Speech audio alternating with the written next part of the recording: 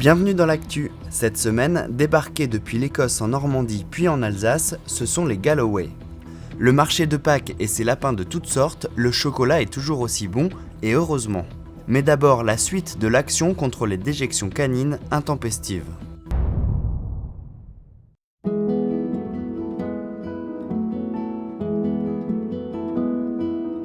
Des panneaux pour sensibiliser au ramassage des déjections de nos fidèles toutous. Rappelez-vous, il y a quelques mois, le conseil municipal des enfants de Reichshofen était en pleine finalisation.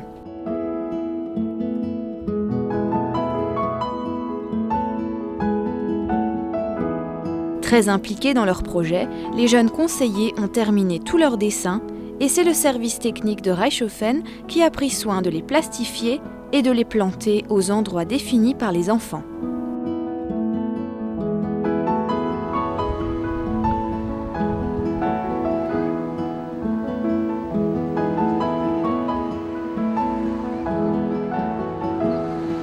Depuis peu, il est possible de voir ces panneaux dans les rues de Reichshofen, près de l'école primaire ou de la mairie par exemple,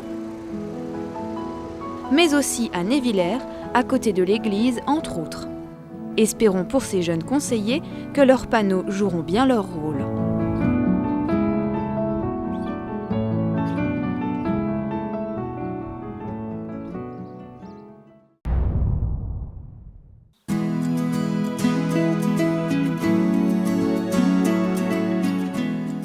Venu des provinces d'Écosse, le taureau est arrivé au milieu des autres Galloway ou Black-belted, ces vaches à la ceinture blanche. Donc, c'est communément surnommé amicalement les pandas.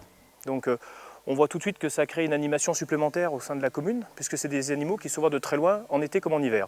Alors le cheptel est composé actuellement de 12 têtes, 9 vaches et génisses de 2 ans à 6 ans, en âge de procréer, 2 veaux femelles de 3 mois à 6 mois et un taureau de 3 ans. Le taureau nous vient directement de la province de Galloway, d'Écosse. Quelques têtes viennent d'Écosse également et d'autres têtes viennent d'Allemagne.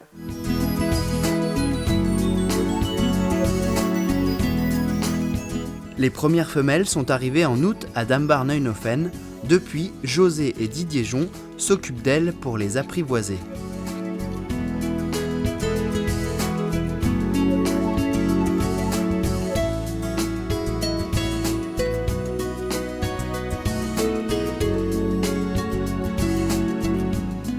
Une passion qui n'est pas de tout repos et qui leur demande du travail et de la régularité pour obtenir un cheptel qui réponde aux critères de la race.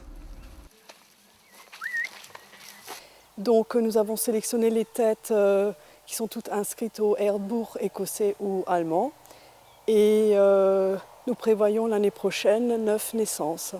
Donc à terme le troupeau sera composé de 30 à 40 bêtes et nous prévoyons de les vendre en reproduction à des éleveurs ou à la consommation de viande, sachant que c'est une viande d'une excellente qualité. Mais avant d'être à maturité, il faut attendre 3 ans, un temps long en contrepartie de cette qualité.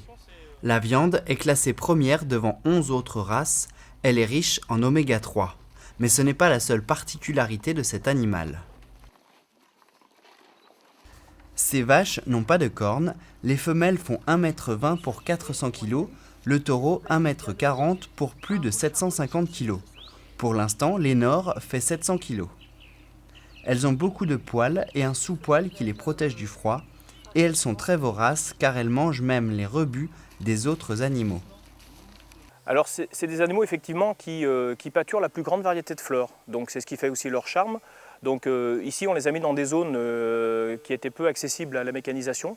Et en fait on voit qu'en moins d'1 an, elles ont déjà réhabilité tout un fond de vallée à l'abandon.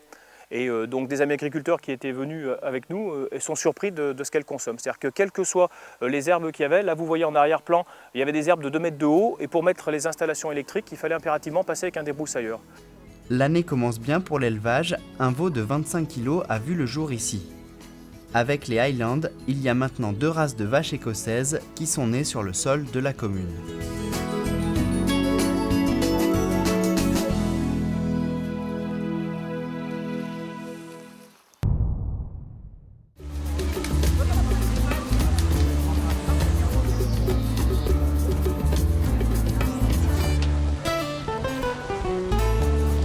Le marché Artisa Pâques a été cette année de nouveau une belle occasion d'allier gourmandise, exposition et randonnée.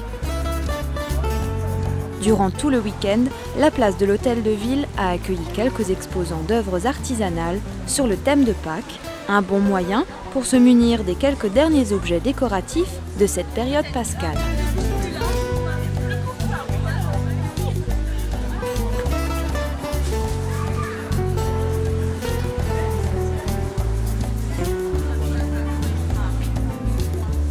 L'après-midi, randonnée et gourmandise étaient au rendez-vous. Petits et grands se sont mis en chemin vers 14h30 pour une rando chasse aux œufs à la Vasembourg. Là-bas, un invité un peu particulier les attendait de pied ferme, ou plutôt de patte ferme.